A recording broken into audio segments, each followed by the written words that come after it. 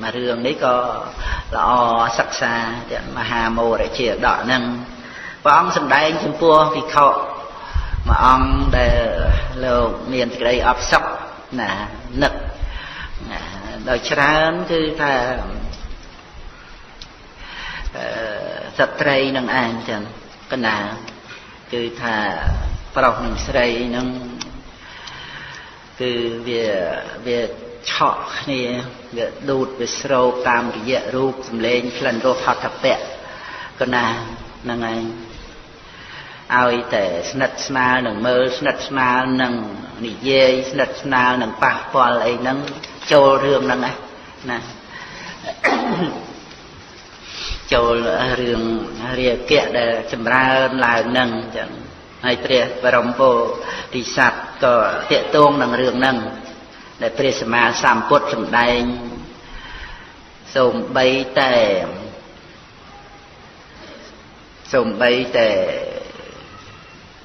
phnom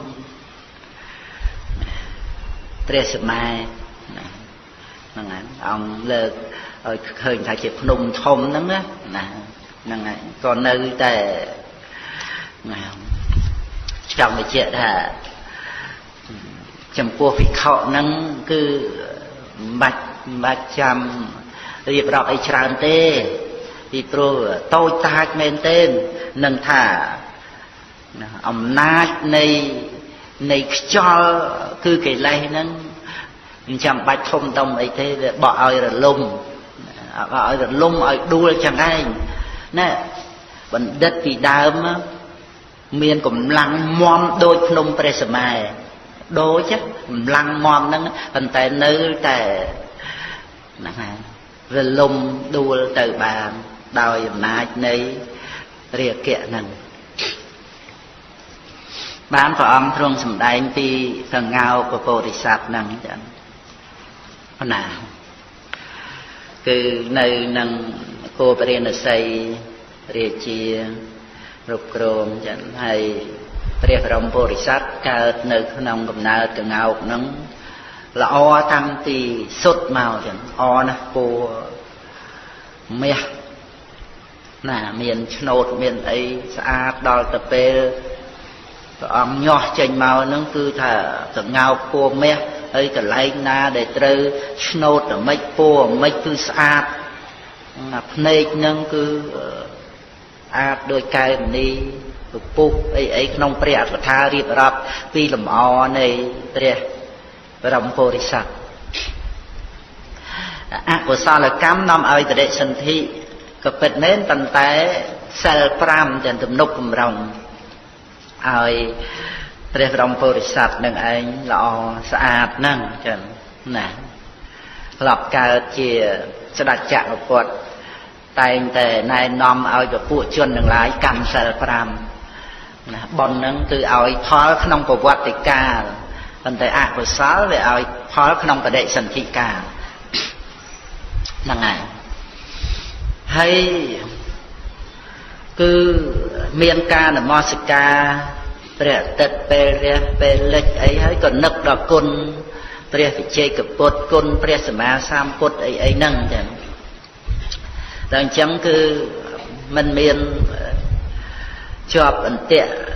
bỏ tiền ấy tới thế rừng rào nâng con cha nhận nhôm chìa hay nâng ai cả nơi nâng chia khổng đại thế phần tệ đào tập bê đăng thả khá luôn nâng xa tỏ anh chăng để lọc sầm màu từ nâng tực mơ tới nâng thả miền on tà rái đôi xa thì rút sầm bát để bọc luôn nâng có hai chênh tì phôn từ ngào tầng lại ngào tầng lại nâng vô bởi rộng bồ rì sát nâng chỉ sẽ đặt từ xa khơi rút riêng lệ nạ khá luôn nâng thông bình đông con ở đây nâng ai đó chẳng có hạ từ phần lon nung buồn tròn nọ từ nơi nâng sra để cao ai nâng miền ti cái lại xóm rung miền của hìa srai nơi nâng còn nơi ti nâng chân nông ca nó miền priên thực hơi mình ban thưa ấy vào ông thế phân tê từ lọp mà vĩnh prap côn tham miền cực ngao phù mẹ lọ nè ប្រសិនបើពេលណាបរិជាសួរកូនឯងប្រាប់ទៅទទួលពេលនោះព្រះនាងខេមាគមហេសីនឹងទ្រង់ព្រះសម្បិនឃើញកងោកមាសសំដែងធัวព្រះនាងស្ដាប់ពីរោះកំពុងតែពីរោះនឹងស្ដាប់តែកងោកមាសហើចេញទៅខ្លួនឯងហើកងោកតែលភ្ញាក់តើមឡើងហ្នឹងក៏នឹកកងោកសំដែងពធัวហ្នឹងក៏ទូលព្រះរាជាសូមឲ្យព្រះរាជានឹងទៅរកកងោកហ្នឹងមកសំដែងធัวឲ្យខ្ញុំម្ចាស់ព្រះរាជាថាមានកងោកពណ៌មាសអញ្ចឹងដូចជាម៉ែសីព្រះសបិនឲ្យសំដែងធัวហ្នឹងទៅរួយណាបើព្រះអង្គចាត់ចែងរកមិនបានទេខ្ញុំម្ចាស់មុខតែខ្សែជីវ៉ាហ្នឹងហើយមិនដឹងជាក្នុងប្រទេសហ្នឹងអញ្ចឹងមែនឬក៏សម្លុតព្រះរាជាថែមអីមិនដឹងទេណាហ្នឹងហើយប៉ុន្តែចង់គឺចង់ហ្នឹងហើយចង់ព្រះរាជាក៏លួងលោមហើយសីហ្នឹងប្រជុំតែមើលមុខមន្ត្រីមុខមន្ត្រីហ្នឹងក៏ទូលព្រះរាជាទៅប្រកាសជាមានព្រះអង្គប្រកាសជាមានងើពួកមាសនឹងឯងក្នុងព្រៃគឺតាមគម្ពីរតាមតម្រាគឺមានស្ដេចបក្សីដាច់មរឹកដាច់អីហ្នឹងគឺមានអញ្ចឹងគឺថាព្រះអង្គទ្រង់ចាត់ចែងសួរពួកព្រានទៅដែលជាអ្នកដើរព្រៃជ្រៅអាចគេដឹងទូលព្រះអង្គបានប្រជុំទៅកូនព្រាននឹងឯងចឹងបានទូលព្រះអង្គព្រះរាជាសបាយបតីឲ្យតែបានដឹងថាមានអញ្ចឹងមែនព្រាននឹងប្រាប់តែខ្ញុំព្រះអង្គអត់បានឃើញទេតែឪពុកទូលព្រះបង្គំឃើញហើយគាត់បានស្លាប់ហើយណាផ្ដាំទូលព្រះបង្គំមកថាបើព្រះរាជាទ្រង់សួរឲ្យទូលព្រះបង្គំទូលព្រះរាជាថាមានដល់អញ្ចឹងទៅក៏ឲ្យកូនព្រាននឹងឯងទៅហ្មងចេះឲ្យទ្រព្យសម្បត្តិច្រើនណាស់ហ្នឹងហើយមានទ្រព្យហ្នឹងក៏ប្រើទ្រព្យសម្បត្តិហ្នឹងឯងធម្មតាពីណាពីណីរហូតមកឥឡូវហ្នឹងហើយកូនព្រានហ្នឹងបានទ្រព្យសម្បត្តិច្រើនអញ្ចឹងគឺបដូរទៅអញ្ចឹងទៅឃើញមែនទៅតាមដំណើរដែលឪពុកប្រាប់ហ្នឹងណាព្រោះខ្លួនឯងបានទទួលការរៀបរាប់ពីកន្លែងពីផ្លូវពីអីហ្នឹងក៏ទៅឃើញដាក់អន្ទាក់វាអត់ដែលទៅជាប់ពពោរិស័ទអីសោះហូតស្លាប់នៅព្រៃហ្នឹងទៅព្រះនាងហេមាអត់បានសំតាមបំណងប្រាថ្នាមានចេះតែថាយណាទៀតស្លាប់មែនតាណាសោយព្រះវិលាលីសៃជីបាដោយសារតែចំណង់ចង់ឃើញកងោកមាសហើយនឹងចង់បានស្ដាប់ធัวហ្នឹងគឺថាក្រៀមក្រំចឹងរហូតបាត់បង់ជីវិតទៅ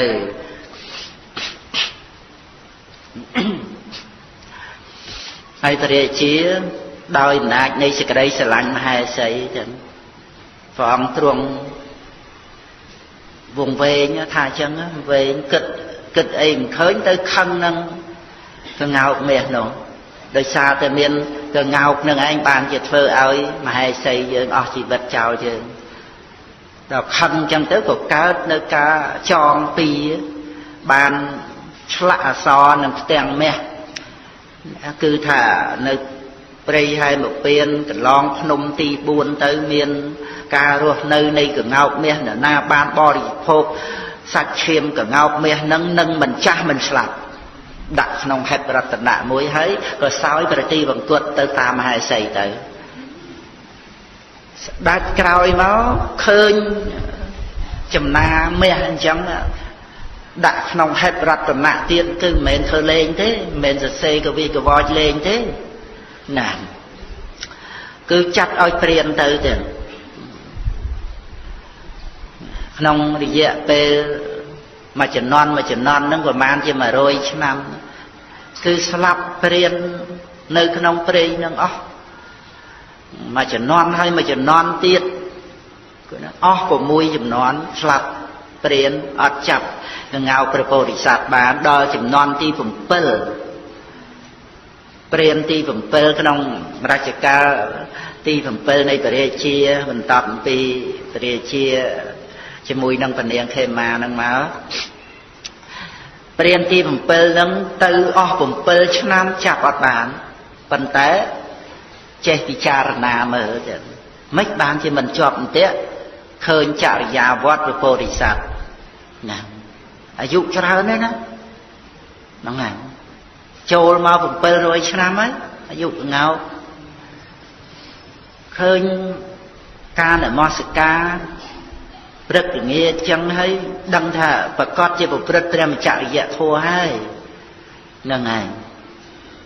តែឯងចឹងទៅមិនឃើញមានកងោកមេកងោកអីមកទេអស់ចាដល់700ឆ្នាំនៅតែឯងអត់មានមេពោធិសត្វចេះនៅបានទេព្រាននឹងក៏ទៅចាប់កងោកមេផ្សេងស្រួលថ្ងៃហ្នឹងចាប់ពឹកបានមកបង្រៀនទៀតបង្រៀនផ្ទាត់ម្រាមដៃឲ្យរងាវផ្ទះដៃឲ្យច្រៀងឲ្យរំដល់ដឹងពេលវេលាយកមកមុនព្រះពោធិសត្វនមស្ការហ្នឹងហើយកុំឲ្យនមស្ការតន់ដឹងរឿងហើយដឹងរឿងថានមស្ការហើយអត់ជាប់អន្ទាក់អញ្ចឹងកុំតន់នមស្ការផ្ទាត់មេដៃផោះមេកងោកនឹងរងាវហ្មងទៀតមិនដែលលឺសោះហើយពេល100ឆ្នាំមកថាលឺម្ដងនេះគឺថាវារំដំដួងចិត្តកណាហ្នឹងឯងដឹងសំឡេងមេកងោកទៀតហើយអាកិលេសដែលវាប្រព្រឹត្តទៅរោគមេហ្នឹងវាអត់ងើបឡើងអស់700ឆ្នាំត្រង់តែលឺមេកងោករងាវមករងាវហ្នឹងកិលេសងើបឡើងដូចពស់វែកបើកពពាព្រោះណាហ្នឹងពាក្យក្នុងពេលអត្តកថាចឹងស្ទុះមកមិញមាំងអត់បាននមស្ការមករមេកងោកហ្នឹងឯងជន់តាក់ពឹបហ្នឹងឯងតាក់វត្តឡើងផុតជើងពីដីហ្នឹងឯងក្បាលទីយ៉ងក្រោមចឹងអានតាក់វត្តហ្នឹងឯងដល់ពេលហ្នឹងស្រាប់តែព្រានគិតហ្មងចឹងគិតអស់ចាខ្លួនឯងណាគឺថាខ្លួនឯងវិនិច្ឆ័យទៅនឹងមិនមែនថា 100% ទេប៉ុន្តែគិតថាអាចបានសម្រេចមែនដល់សម្រេចមែនវានឹកអស់ចាបានស្ដាប់ឮមកប្រហែលជា700ឆ្នាំអត់មាននរណាចាប់បានហើយដល់តែយើងមកចាប់បានដោយសារតែកងោកមេដល់អញ្ចឹងវានឹកអស់ចាត្រង់ដែលថាការប្រព្រឹត្តធម៌របស់កងោកនឹងហើយនឹងជាយាមនមស្ការជាប់ព្រឹកល្ងាចនឹងប្រឹងប្រែងមិនគួរអញដើម្បីមកចាប់មហាសត្វបែបហ្នឹងសោះកើតចិត្តឡើងដើម្បីចង់លេងកងោកនឹងវិញចឹងនឹងចូលទៅក្រែងលោកកងោកនឹងភ័យទៅទៀតឃើញមនុស្សទៅនឹងថាវាយសម្លាប់អីខ្លួនអីចឹងមិនចង់ឲ្យកងោកនឹងភ័យលួបអែតនឹងសុំទ្រុំលើកព្រួយឡើងដើម្បីបាញ់ផ្ដាច់ខ្សែអន្ទាក់ហើយនិយាយពីកងោកពោធិសត្វដឹងថាអញជាប់អន្ទាក់មុខតែមានគេដាក់ហើយមិនក៏មិនឃើញគេរូតរះមកហ្នឹងដល់អញ្ចឹងគឺសម្លឹងមើលហ្មងចឹងប្រឹងសម្លឹងមើលជុំវិញត្រាប់តែឃើញណាបន្លោះលឹកឈើហ្នឹងកំពុងតែយឹតព្រួយបញ្ញាប់និយាយជាភាសាមនុស្សហ្នឹងឯងបានក្នុងដីដកហ្នឹងចាប់ពីកន្លែងហ្នឹងស្ដេចកងោកពោធិសត្វក៏បានពោលជាភាសាមនុស្សម្នាសម្លាញ់ព្រានបើសិនបើអ្នកចាប់ខ្ញុំព្រោះហេតុនៃទ្រព្យអ្នកកុំសម្លាប់ខ្ញុំឡើយសូមចាប់ខ្ញុំទាំងរស់ហើយនាំខ្ញុំទៅកាន់ចំណាក់ព្រះរាជាចុះអ្នកទំនងជានឹងបាននៅទ្រព្យដ៏ច្រើន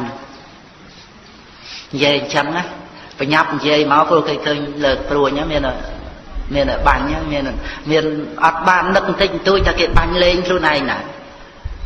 យើងក៏មិនបានទៅនឹកអញ្ចឹងនឹងឯងមុខតែគេបាញ់សម្លាប់ហើយ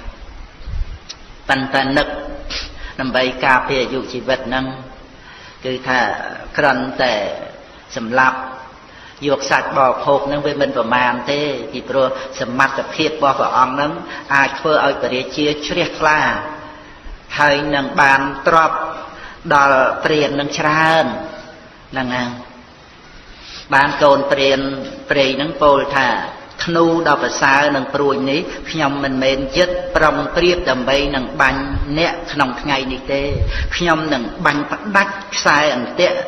ដែលជាប់អ្នកនឹងទេតាដោយគិតថាស្ដាច់កងោកចូលទៅតាមសបាយចុះហ្នឹងហើយបានព្រះបរមពុទ្ធសាសនាដឹងរឿងអញ្ចឹងហើយក៏សួរមកទាំងក្បាលសយងចុះក្រោមហ្នឹងហ្នឹងហើយអ្នកខំអត់ទ្រាំនៅសេចក្តីស្រេកឃ្លានទាំងយប់ទាំងថ្ងៃដើរជាប់តាមខ្ញុំអស់7ឆ្នាំងើបឃើញដឹងហ្នឹងចឹងដឹងតាក់ដឹងអីវានឹងតាក់វាអត់វន់អត់ឆ្លោះមិនជន់ទៅវាដូចរឹងស្ដោកចឹងទៅហ្នឹងហើយដឹងព្រានមកលើកហ្នឹង7ឆ្នាំហ្នឹងកាលបើយ៉ាងនេះព្រោះហេតុអ្វីក៏អ្នកចង់ដោះខ្ញុំដែលកំពុងជាប់អន្ទាក់ឲ្យរួចពីអន្ទាក់ទៅវិញអត់ឃ្លានមកនៅក្នុងព្រៃដេកហាលមុខហាលខ្យល់អស់7ឆ្នាំនេះអ្នកទៅនឹងវាចាបាណារិបាតក្នុងថ្ងៃនេះទេឬក៏អ្នកឲ្យអភ័យដល់សត្វទាំងពួងបានជាអ្នកចង់ដោះខ្ញុំដែលកំពុងតែជាប់អន្ទាក់ឲ្យរួចពីអន្ទាក់វិញបានកូនព្រាននឹងឆ្លើយទៅទាំងសួរទៀតមនាស្ដាច់កងោកអ្នកចូលប្រាប់អំពីបុគ្គលដែលវាចាបាណារិបាតផងអ្នកដែលឲ្យនៅអភ័យដល់សត្វទាំងឡាយផងខ្ញុំសូមសួរអ្នកត្រង់សេចក្តីនោះបុគ្គលនោះជាយុទ្ធពីលោកនេះទៅហើយនឹងបាននៅសេចក្តីសុខដូចម្ដេចដល់ទៅស្ដាប់កងោកនិយាយភាសាជាមួយនឹងខ្លួនឯងហើយគឺថាសុទ្ធតែជាពាក្យដែលប្រកបដោយការចេះដឹងណាចឹងហ្នឹងឯងគឺថាគោរពកងោកហ្នឹងហើយចង់ដឹងរឿងរ៉ាវដែលខ្លួនឯងធ្លាប់តែយល់ខុសមកដោយសារការសែបគប់ជាមួយនឹងពួកមិច្ឆាទិដ្ឋិផ្សេងហ្នឹងណាអញ្ចឹងដល់តែពេលឮកងោកហ្នឹងសួរពីរឿងបាណារិបាតអីអញ្ចឹងអ្នកទៅនឹងវាចាបាណារិបាតក្នុងថ្ងៃនេះឬក៏អ្នកឲ្យអភ័យដល់សត្វទាំងពួងបានជាអ្នកចង់ដោះខ្ញុំឲ្យរួចពីអន្ទាក់ដល់អញ្ចឹងសួរអំពីដែលថាវាចាបាណារិបាតឲ្យអភ័យដល់សត្វហ្នឹងណាអំពើហ្នឹងធ្វើឲ្យបុគ្គលដែលជាយប់ពីលោកហ្នឹងទៅបានសេចក្តីសុខក៏មិនទៅពួកខ្លួនឯងវាធ្លាប់តែប្រព្រឹត្តដោយបាណារិបាតនឹងមកនេះហ្នឹងណាហើយប្រព្រឹត្តហ្នឹងគឺថាដោយការខ្សែគប់ខុសណាគឺគេនិយាយថាគ្មានបាណារិបាតគ្មានបាបគ្មានផលរបស់បាបអីទេហ្នឹងហើយដោយការខ្សែគប់ទៅដល់ទៅមកស្ដាប់ឮពពោធិសត្វនិយាយពីរឿងបាណារិបាតហ្នឹងអ្នកទៅវាចាបាណារិបាតហ្នឹងគឺចង់ដឹងដល់អញ្ចឹងទៅបានព្រះពោធិសត្វឆ្លើយទៅទាំងក្បាលនៅសំយងនៅឡើយជើងជាប់អន្ទាក់សំដែងធัวបានដែរណាខ្ញុំនឹងប្រាប់អំពីបុគ្គលដែលវាចាបាណារិបាតផងអ្នកដែលឲ្យអភ័យដល់សត្វទាំងពួងបុគ្គលនោះរមែងបាននៅសេចក្តីសរសើរក្នុងបច្ចុប្បន្ននេះផងលុះបែកធ្លាយសរីរៈទៅនឹងបានទៅកើតក្នុងស្ថានសួគ៌ផងបានកូនព្រាននឹងថាសមណៈព្រាហ្មណ៍ពួកខ្លះបានពោលថាទេវតាទាំងឡាយមិនមានទេជីវៈក្នុងโลกនេះរមែងដល់នៅសេចក្តីដាច់សូន្យឆ្លាប់ទៅសូន្យហើយផលនៃអំពើដែលសត្វធ្វើល្អធ្វើអាក្រក់រមែងដល់នៅសេចក្តីដាច់សូន្យដូចគ្នាទាំងពោលថាទានជាអ្វីដែលមនុស្សល្ងងបញ្ញត្តិហើយខ្ញុំក៏ជឿពាក្យរបស់សមណៈព្រាហ្មណ៍នោះឯងដែលចាត់ទុកថាជាព្រះអរហន្តហេតុនោះបានជាខ្ញុំសម្រាប់សត្វទាំងឡាយប្រាប់ពពោធិសត្វអញ្ចឹងណាហ្នឹងហើយបានជាពពោធិសត្វហ្នឹងបានសម្ដែងនៅសមណៈព្រាហ្មណ៍ណាដែលមិនពោលអាងកម្មមិនពោលអាងផលនៃកម្មដែលសត្វធ្វើល្អធ្វើអាក្រក់មួយទៀតសមណៈព្រាហ្មណ៍ណាពោលថាទាននឹងឯងគឺជាវត្ថុដែលមនុស្សល្ងងបញ្ញត្តិហើយសមណៈព្រាហ្មណ៍ទាំងនោះគឺជាអ្នកហីនវាទជាអ្នកមានវាទៈថោកទាបជាអ្នកអហេតុកវាទអត់បានសម្ដែងពីអ្វីកើតពីហេតុនោះឡើយហ្នឹងណាបានសម្ដែងពីមិច្ឆាទិដ្ឋិរបស់សមណៈព្រាហ្មណ៍ទាំងអស់ហ្នឹងចឹងហើយព្រះបរមពុរិស័ទហ្នឹងបានសម្ដែងអ្វីដែលមានហេតុមានផលហ្នឹង កូនព្រាននឹងស្ដាប់ពធណាហើយយ៉ាងដែរចឹងដល់ទៅជាប់សាកសួរទៅរត់ដោះ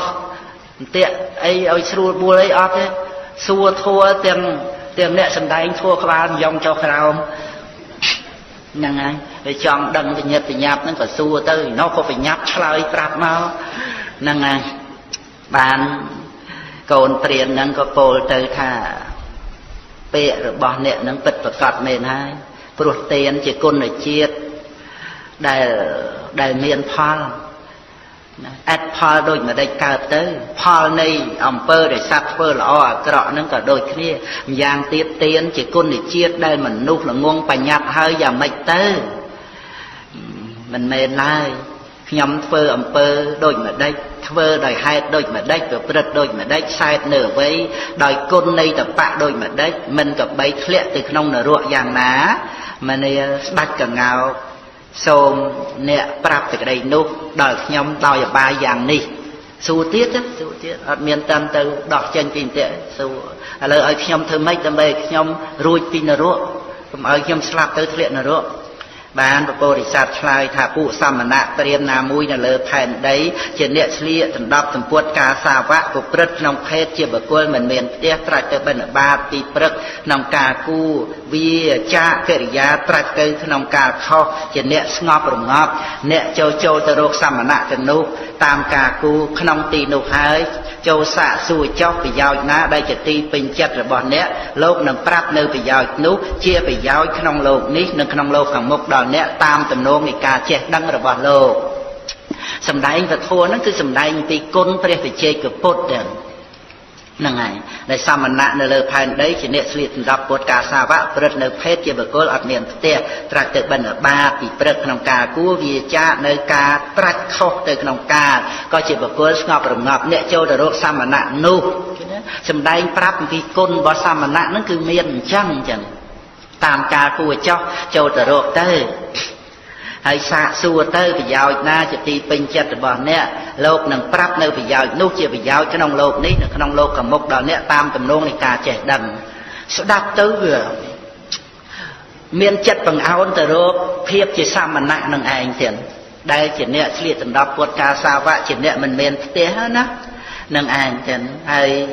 បិណ្ឌបាតចិញ្ចឹមខ្លួនឯងមិនចិញ្ចឹមអ្នកដទៃមិនមានទុក្ខកង្វល់ជាអ្នកស្ងប់រងាប់នេះក្នុងពេលហ្នឹងស្រាប់តែវិបស្សនាញាណកើតឡើងបច្ចេកពោធិញាណមកដល់ល្មមចឹងព្រានហ្នឹងណាឃើញទេឧបនិស្ស័យបាននៅបច្ចេកពោធិញាណណាហើយដោយសារការសែបគប់ខុសទៅជាព្រានសិនណាទាំងហើយបាននៅបច្ចេកពោធិញ្ញាណដោយសារមកស្ដាប់ពធរបស់ព្រះបរមពុរិស័ទជាស្ដេចកងោកហ្នឹងឯងអស្ចារ្យទាំងហ្នឹងឯងព្រះបរមពុរិស័ទព្រះអង្គសម្ដែងពធមើលហ្នឹងឯងព្រះអង្គនៅជាសត្វហើយកំពុងតែជាប់អន្ទាក់សម្ដែងធัวឲ្យគេបានជាព្រះវិជ័យកពុទ្ធតាមឧបនិស្ស័យដែលព្រះអង្គជាព្រះវិជ័យកពុទ្ធបានសន្សំវិជ័យកពោជាញាណបារមីនឹងមកហ្នឹងណាហ្នឹងឯងដល់ទៅអញ្ចឹងនឹកឃើញដល់សត្វទាំងឡាយច្រើនណាដែលខ្លួនឯងក្រុមទុកចងទុកអីនឹងសម្បើមទៅនៅផ្ទះហើយក្នុងព្រះអត្ថកថាសម្ដែងថាញាណរបស់ព្រះវិជ័យកពុទ្ធដែលនឹងត្រូវជួយសត្វហ្នឹងណាគឺអត់ស្មើនឹងបារមីញាណនៃព្រះបរមពុរិស័ទទេទៀតក្នុងពេលហ្នឹងសួរព្រះបរមពុរិស័ទថាត្រូវជួយសត្វទាំងអស់ដែលនៅជាប់អន្ទាក់ហ្នឹងយ៉ាងម៉េចដែលបានជាព្រះវិជ័យកពុទ្ធហើយហ្នឹងហ្នឹងហើយកូនព្រានព្រៃដែលបានត្រាស់ជាព្រះវិជ័យកពុទ្ធហើយក៏សម្ដែងថានៅក្នុងពេលហ្នឹងឧទានសិនទានថាភាពជាព្រានព្រៃនោះអាត្មាអញបានលះបង់ហើយអាត្មាអញបានលះបង់ហើយនៅភាពនៃខ្លួនជាព្រានព្រៃក្នុងថ្ងៃនេះដូចជាពស់សក់នៅសំណក់ចាស់ជាន់មុនឬក៏ដូចជាដើមឈើមានស្លឹកខៀវជំរុះចោលនៅស្លឹកលឿងគឺថាស្លឹកលឿងហ្នឹងអាភាពចាស់ហ្នឹងឬក៏ដូចជាសំណក់ពស់អញ្ចឹងគឺថាបានសក់នៅសំណក់ចាស់ជាន់មុននឹងចោលណាបានន័យថា